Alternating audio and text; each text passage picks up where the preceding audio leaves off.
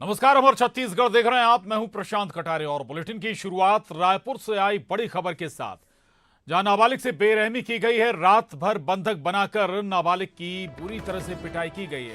History sheeter बदमाश Tipu gang का आतंक पसरा हुआ है। नारायण यादव की गुंडागर्दी सामने आई है। इस पूरे घटनाक्रम में नाबालिग को बंधक बनाकर जमकर पीटा गया है। इसका वीडियो भी सामने आया है और पुलिस ने कोशिशों के बाद नाबालिग को सुरक्षित वहां से बचाया है।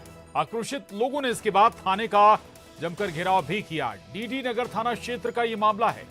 तो टीपू गैंग की यह कारस्तानी बताई जा रही है। टीपू गैंग पर आरोप है नाबालिग के साथ उसे बंधक बनाकर बुरी तरह से रात भर पिटाई करने का। इसमें एक शख्स का नाम भी सामने आ रहा है, नारायण यादव बताया जा रहा है, जिसने ये गुंडागर्दी की है। नाबालिग को बंधक बनाया और पूरी रात उसकी पिटाई की गई। इसका ये वीडियो सामने आने के बाद अब पुलिस हरकत में आई है, हैरत में है लोग और लोगों ने नाराजगी भी जताई है, प्रदर्शन भी किया है। ये तस्वीरें देख रहे हैं आप। हाथ पैर बांधकर नाबालिग युवक की पूरी तरह से पिटाई करते हुए कुछ लोग नजर आ रहे हैं। हालांकि सवाल जरूर उठता है कि कैसे इस तरह के गैंग सक्रिय हैं, कैसे इस तरह की वारदातों को अंजाम दे रहे हैं। क्या पुलिस का खौफ नहीं बचा इन आपराधिक गिरोहों में? तो गुंडागर्दी की ये तस्वीरें राजधानी रायपुर से सामने आई हैं। राजधानी में अगर इस तरह की वारदातें अंजाम दी जा रही हैं तो फिर सवाल पुलिस के इकबाल पर है। हिस्ट्री शीटर बदमाश टीपू गैंग का ये काम बताया जा रहा है और इसमें एक जो नाम सामने आया है, नारायण यादव, जिसने ये गुंडागर्दी की है। नाबालिग को रात भर बंधक बनाए रखा, हाथ पैर बांधकर उसकी रात भर पूरी तरह से पिटाई की गई है। कुछ लोग उसे पीटते हुए नजर भी आ रहे हैं और हालांकि पुलिस ने अब नाबालिग को छुड़ा जरूर लिया है, लेकिन लोगों में नाराजगी है, लोगों में गुस्सा है।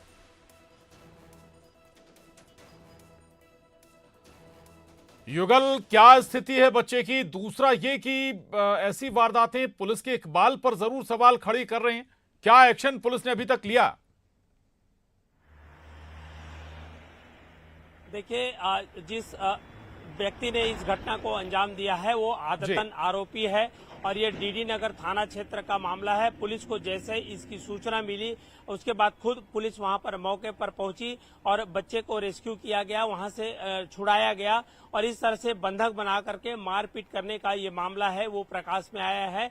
और फिलहाल पुलिस इस पूरे मामले की जांच कर रही है। लोग जो थे आक्रोशित थे और सभी लोगों ने वहां पर चक्का जाम किया। उसके बाद पुलिस के समझाइश के बाद इस तरह का जो मामला है वो शांत हुआ और ये बिल्कुल चिंताजनक विषय है कि आखिर कोई व्यक्ति इस तरह से बेखौफ होकर के कानून को अपने हाथ में कैसे ले सकता है। और पुलिस फिलहाल पूरे मामले की जांच है वो कर रही है। जी बिल्कुल, टीपू गैंग से जुड़ी जानकारी भी बताई गई, कहां ये वारदातें अंजाम ऐसे देता रहा है और इस बच्चे से क्या परेशानी थी, क्या दिक्कत थी जिसको लेकर यह पूरा घटनाक्रम हुआ? युगल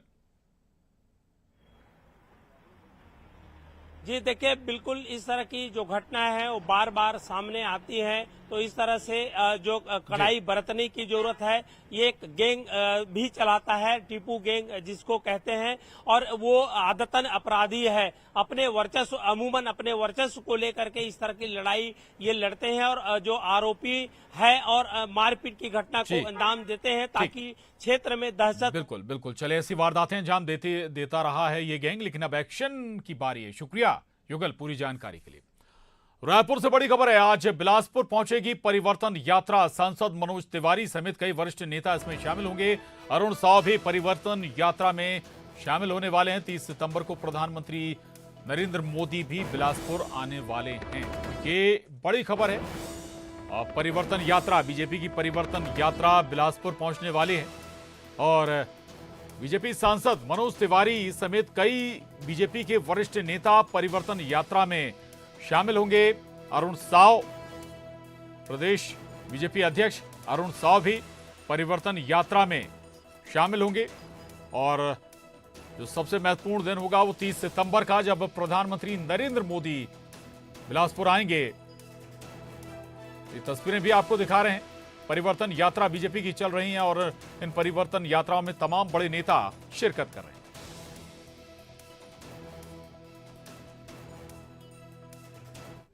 हमारे फिल्म के हीरो और भोजपुरी गायक मनोज तिवारी जी। परिवर्तन यात्रा को लेकर के हमारे नारायण चंदेल जी और उनके सहयोगी साथी सभी आ रहे हैं। प्रदेश अध्यक्ष जी के आगमन होगा, हमारे सभी विधायकों का, और यहाँ पर विशाल आम सभा को संबोधित करेंगे और संबोधित करने के बाद में यात्रा यहाँ से बोदरी के लिए प्रस्थान होगी और उसके बाद में स्वागत सभा के बाद में तिफरा में सभा को संबोधित करेंगे। बड़ी खबर मुंगेली से है। मुंगेली से बिलासपुर रवाना हो गई है परिवर्तन यात्रा। परिवर्तन यात्रा का जगह जगह भव्य स्वागत भी हो रहा है। प्रदेश अध्यक्ष अरुण साव ने कांग्रेस पर हमला बोला है, निशाना साधा है कि 75 पार के दावे को उन्होंने खोखला भी बताया। बीजेपी सरकार बनने का दावा कर रहे हैं अरुण साव। मुंगेली से बिलासपुर के लिए परिवर्तन यात्रा रवाना हो चुकी है। जगह जगह जोरदार स्वागत भी परिवर्तन यात्रा का हो रहा है। इस बीच कांग्रेस लगातार बीजेपी नेताओं के निशाने पर आ रहे हैं।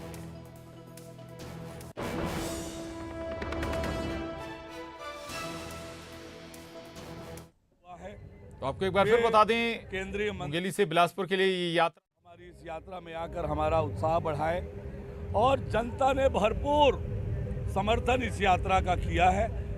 कार्यकर्ताओं में उत्साह है, जोश है। युवा मोर्चा के कार्यकर्ता लगातार बाइक रैली के माध्यम से यात्रा की अगवानी कर रहे हैं। तो निश्चित रूप से छत्तीसगढ़ में परिवर्तन होने वाला है और भारतीय जनता पार्टी की सरकार बनेगी। धान को लेकर लगातार कांग्रेस बात करती है, भाजपा का क्या स्टैंड? देखिए, गांव, गरीब और किसान के लिए कांग्रेस ने कभी चिंता नहीं की, उनका शोषण नहीं किया। किसानों की तरक्की और बेहतरी के लिए हमने पहले भी काम किया है और आने वाले समय में भी किसानों की तरक्की और बेहतरी के लिए काम करेंगे। वो जो सीट का जो वितरण होगा, टिकट वितरण होगा, उसमें 33% जो आरक्षण है उसमें भाजपा कितना इस बार फॉलो करते दिखेगी? देखिए, भारतीय जनता पार्टी ने हमेशा बेटी पढ़ाओ, बेटी बचाओ, बेटी पढ़ाओ, नारी सशक्तिकरण के लिए अनेक काम किए हैं। हमारे संगठन में भी हमने 33% आरक्षण महिलाओं के लिए कर रखा है। तो महिलाओं को पहले भी हमने आगे बढ़ाने का काम किया है और आने वाले समय में भी नारी सशक्तिकरण और महिलाओं को आगे बढ़ाने का काम करेंगे। मल्लिकार्जुन खड़गे कल आ रहे हैं बलौदा बाजार भाटा पर, उस दौरे को कैसे देखते? देखिए, कांग्रेस के नेता झूठ बोल रहे हैं। कांग्रेस के नेता 2018 में आए थे, राहुल गांधी और अन्य नेता जनता से बड़े बड़े वायदे किए थे। आज एक भी वादा पूरा नहीं हुआ है। उन वादों का वो हिसाब दें और वादों का हिसाब देने के बजाय फिर से झूठे वायदे छत्तीसगढ़ के जनता से कर रहे हैं। पर छत्तीसगढ़ की जनता कांग्रेस के झूठे वादों पर नहीं आने वाली है, चाहे वो खड़गे जी आकर बोलें।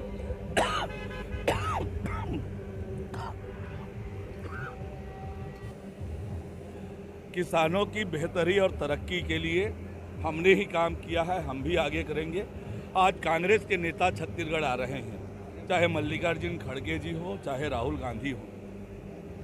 छत्तीसगढ़ आकर 2018 के वायदों का उन्हें हिसाब देना चाहिए, पर हिसाब देने के बजाय आज वे फिर झूठे वादे छत्तीसगढ़ की जनता से कर रहे हैं। छत्तीसगढ़ की जनता उनके झूठे वादों पर इस बार नहीं आने वाली है। कांग्रेस 75 पार के दावे कर रही है। कांग्रेस के जितने दावे हैं, चाहे छत्तीसगढ़ के विकास के और चाहे 75 पार के वादे, ये जैसे उनके विकास के दावे होर्डिंग में दिखते हैं, विज्ञापन में दिखते हैं, हवा में कुछ भी विकास के काम नहीं किए हैं, उसी तरह से ये 75 सीटों का उनका दावा हवा में ही रहने वाला है। भारतीय जनता पार्टी पूर्ण बहुमत से छत्तीसगढ़ में सरकार बनाने वाली है। तो ये हैं भाजपा प्रदेश अध्यक्ष अरुण साव, जिनका कहना है कि कांग्रेस के जो 75 पार के दावे हैं वो खोखले दावे हैं और इस बार पूर्ण बहुमत के साथ भाजपा जो है प्रदेश में सरकार बनाएगी। प्रशांत शर्मा, न्यूज 18। तो मुंगेली में बात की प्रशांत शर्मा ने अरुण साव से, और प्रशांत हमारे साथ खुद इस वक्त जुड़ गए हैं। प्रशांत, अरुण साव कांग्रेस पर तो हमलावर हैं, लेकिन परिवर्तन यात्रा से बीजेपी को बहुत आशाएं हैं इस बार के विधानसभा चुनाव में। क्या जमीन पर नजर आ रहा है? निश्चित रूप से जिस तरीके से मुंगेली कल पहुंची थी परिवर्तन यात्रा, काफी उत्साह और जोश देखने को मिला था भाजपा कार्यकर्ताओं में। और कल मुंगेली के बाद आज तखतपुर के लिए ये यात्रा जो है रवाना हुई है और वही अरुण साव का जो उत्साह है वो देखने को मिला। साथ ही जो जगह जगह स्वागत स्वागत किया गया कार्यकर्ताओं में। इस समय भी आप देख सकते हैं, इस समय हम तखतपुर में हैं और मुंगेली के भाजपा जिले अध्यक्ष हमारे साथ हैं। कितना उत्साह, कितना परिवर्तन आएगा इससे? परिवर्तन निश्चित रूप से परिवर्तन लेके आ रही है। प्रदेश के भूपेश सरकार के विरोध में है, ये भ्रष्ट सरकार के विरोध में है, उसकी नीतियों के विरोध में है और जनता त्रस्त हो चुकी है, बदलाव के पक्ष में है। इसके लिए भारतीय जनता पार्टी द्वारा जो परिवर्तन यात्रा आई है, निश्चित रूप से जगह जगह स्वागत हो रहा है, उत्साह हो रहा है। 3 घंटे 4 घंटे से यात्रा विलंब चल रही है, उसके बाद लोगों को स्वागत कर रहे हैं। इससे प्रतीत होता है कि इस समय प्रदेश में भूपेश सरकार को बदलने का पूरा मन ठान लिए हैं और निश्चित रूप से भारतीय जनता पार्टी को उसको बहुत फायदा मिलेगा। कुछ और लोग हैं, उनसे जानना चाहेंगे कितना उत्साह है आप लोग? जिस प्रकार से परिवर्तन यात्रा अभी जो क्रमांक 2 जयपुर से निकली है और युवाओं और छात्रों से जो मुलाकात हो रहा है, तो युवाओं में जोश है और कहीं न कहीं युवा चाह रहे हैं कि जो भ्रष्टाचारी जो सरकार है, जिस प्रकार से भर्ती में भ्रष्टाचार हो रहा है, चाहे पीएससी की भर्ती हो रही हो या शिक्षाकर्मी की भर्ती हो रही है या वन रक्षक की भर्ती हो रही है, उसमें सीधा सीधा दिख रहा है कि पैसे लेकर ये लोग सीटों को बेच रहे हैं। इसको लेकर छात्रों में और युवाओं में बहुत उत्साह है कि आने वाले समय में विधानसभा चुनाव होने वाले हैं और इस भ्रष्ट सरकार को हम सत्ता से उखाड़ देंगे। तो आप देख सकते हैं कि फिर अपने जो सरकार बनाने के लिए साथ ही 75 बार के जो दावे हैं उसको लेकर भी अरुण साहु की बिल्कुल बिल्कुल प्रशांत, थोड़ा ये भी बताइएगा। परिवर्तन यात्रा निकल रही है और कोशिश यही है कि इसके जरिए कार्यकर्ताओं को एक बार फिर से रिचार्ज किया जाए और ज्यादा से ज्यादा क्षेत्र को कवर भी किया जाए। शुक्रिया प्रशांत, पूरी जानकारी के लिए धन्यवाद। रायपुर से एक और बड़ी खबर है। रायपुर पहुंचे हैं बीजेपी नेता मनोज तिवारी। बिलासपुर में परिवर्तन यात्रा में शामिल होंगे मनोज तिवारी। विपक्ष पर जोरदार हमला बोला मनोज तिवारी ने। उन्होंने कहा कि सनातन को खत्म करने में लगा है विपक्ष, जनता इन्हें कभी कामयाब नहीं होने देगी। राज्य में परिवर्तन यात्रा से परिवर्तन आएगा। छत्तीसगढ़ में बीजेपी सरकार बनेगी, ये दावा भी बीजेपी सांसद मनोज तिवारी कर रहे हैं। बिलासपुर में परिवर्तन यात्रा में शामिल होने वाले हैं मनोज तिवारी और मनोज तिवारी रायपुर पहुंच गए हैं। कई उन्होंने बड़े दावे भी किए हैं। छत्तीसगढ़ से कांग्रेस सरकार की विदाई का दावा कर रहे हैं। ये भी कह रहे हैं कि परिवर्तन आएगा छत्तीसगढ़ में। जगह से जहां से परिवर्तन यात्रा चल रही है, वहां से जो छत्तीसगढ़ में जो कुशासन और भ्रष्टाचार है उसके खिलाफ लोग खुद ही खड़े हो रहे हैं। हम भी उसमें अपना गिलहरी का प्रयास करेंगे। अपनी भारतीय जनता पार्टी का सरकार आए और जो नरेंद्र मोदी जी की और भारतीय जनता पार्टी की उनके कार्यशैली का जो फल है, जो वो छत्तीसगढ़ को भी मिले, ऐसा हमारा प्रयास। ये लोग जो गठबंधन बना रहे हैं, उस गठबंधन में कहते हैं हम सनातन धर्म को समाप्त करेंगे। तो कौन सनातन धर्म को? अब तो ये लड़ाई ऐसी है कि भाई सुशासन में तो कहीं भी ये भारतीय जनता पार्टी या एनडीए से आगे नहीं है, लेकिन जो समाज में जो सुरक्षा की भावना और सनातन नष्ट करने के लिए अगर आप आगे चल रहे हैं, तो मुझे नहीं लगता है कि अब किसी राज्य में ये लोग रह पाएंगे। छत्तीसगढ़ कांग्रेस संचार विभाग के अध्यक्ष सुशील आनंद शुक्ला ने बीजेपी नेता मनोज तिवारी के बयान पर तंज कसा। उन्होंने कहा कि वो राजनीतिक रूप से अपरिपक्व हैं। फुहड़ता भरा गाना गाने वाले हमें सनातन धर्म की शिक्षा ना दें। सबसे पहले उन्हें और भाजपाइयों को सनातन धर्म का आचरण सीखने की जरूरत है।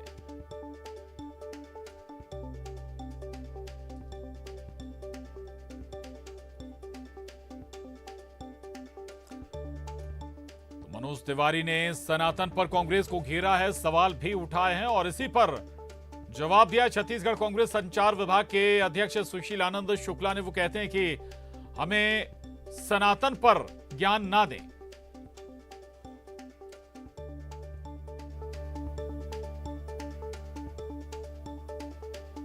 अपरिपक्व हैं मनोज तिवारी, अभी उन्हें और राजनीति सीखना है। वो भोंडे भोंडे गानों के लिए जाने जाते हैं। भोंडे और अभद्र गानों के कारण उनकी पहचान है। राजनीतिक रूप में उनकी परिपक्वता अभी नहीं आई है। दिल्ली से बड़ी खबर है। छत्तीसगढ़ सरकार ने याचिका वापस ले ली है। सुप्रीम कोर्ट में दाखिल याचिका छत्तीसगढ़ सरकार ने वापस ली है। दरअसल राज्य में ईडी की कार्रवाई के खिलाफ छत्तीसगढ़ सरकार ने याचिका लगाई थी। पीएमएलए की संवैधानिक वैधता की चुनौती दी गई थी। Prevention of money laundering act की संवैधानिक वैधता को चुनौती दी गई थी। याचिका में केंद्र पर एजेंसियों के दुरुपयोग का आरोप लगाया गया था। लेकिन अब सुप्रीम कोर्ट में दाखिल याचिका छत्तीसगढ़ सरकार ने वापस ले ली है। छत्तीसगढ़ सरकार का आरोप था कि राज्य में ईडी और इसी तरह की एजेंसियों का दुरुपयोग किया जा रहा है।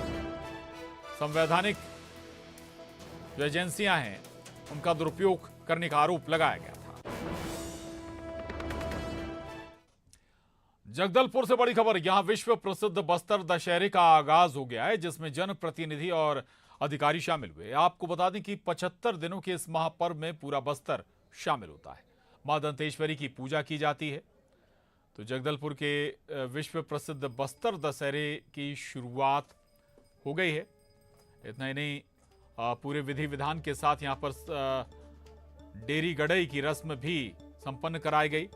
माझी चाला की मेंबरिन के अलावा जनप्रतिनिधि और अधिकारी भी इसमें शामिल हुए।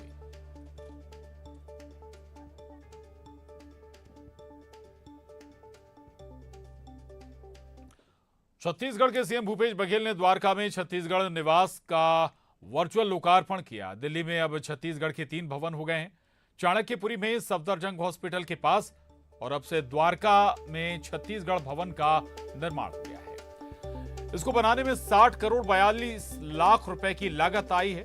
भवन का लोकार्पण करने के लिए पीडब्ल्यूडी मंत्री ताम्रध्वज साहू भी मौजूद रहे।